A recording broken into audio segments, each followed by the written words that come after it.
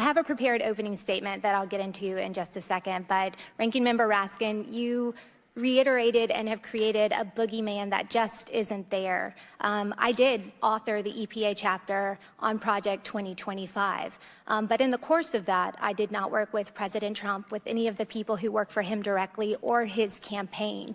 And it is very misleading to suggest that there's any coordination there, because I can personally tell you it did not happen. And I am not vying for a position in the next administration. I've actually left D.C. and I've moved to a small town in Mississippi where I interact every day with people who live outside this bubble of gaslighting and misleading, and they actually are dealing with the consequences caused by policy decisions of this administration that isn't defined by progress, but defined by creating unnecessary hardship. I understand why it's hard to think about the political realm prior to President Trump, but the Heritage Foundation has been very involved in pushing forward conservative policies for quite a while. And the Mandate for Leadership, the latest iteration, it's the 9th edition. This is a project that has been put out every few years since 1981. So it's been around for quite some time, and again, is more committed to representing the position of the broader conservative movement than any one candidate or person. And I understand why there is the creation of this boogeyman, because your leading candidate is one running away from policy actions she has taken that make Americans' lives much more difficult. In fact, Vice President Kamala Harris was recently asked on national television the following question: when it comes to the economy, do you believe Americans are better off than they were 4 years ago?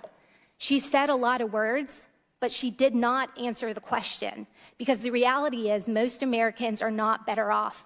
Most Americans are struggling to deal with expensive gas, expensive electricity, and high-cost goods and groceries that have created financial burdens that Americans have had to deal with throughout the Biden-Harris administration.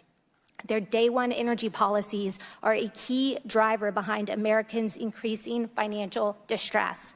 From President Biden's promise to end all fossil fuels, alongside Vice President Kamala Harris's commitment to ban fracking, Americans have suffered under their radical agenda.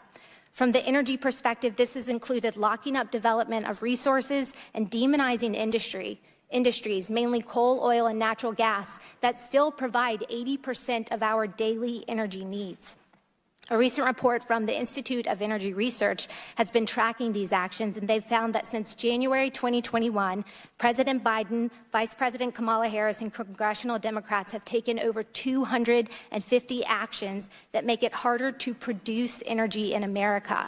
This has included stopping construction of the Keystone XL pipeline that immediately cut 11,000 domestic jobs, including thousands of union jobs, issuing a moratorium on new oil and gas permits on federal lands, greenlighting Putin's Nord Stream 2 pipeline while shuttering the development of U.S. pipelines along the East Coast, rejoining the disastrous Paris Climate Agreement that is squeezing out U.S. jobs and increasing the regulatory burden on American companies, launching a war on household appliances that are now 34% more expensive than 15 years ago, blocking the Twin Metals mine, shuttering U.S. steelworker jobs in Minnesota, and cutting off access to critical minerals that we need more and more of. And instead, this administration is making us more and more dependent on China.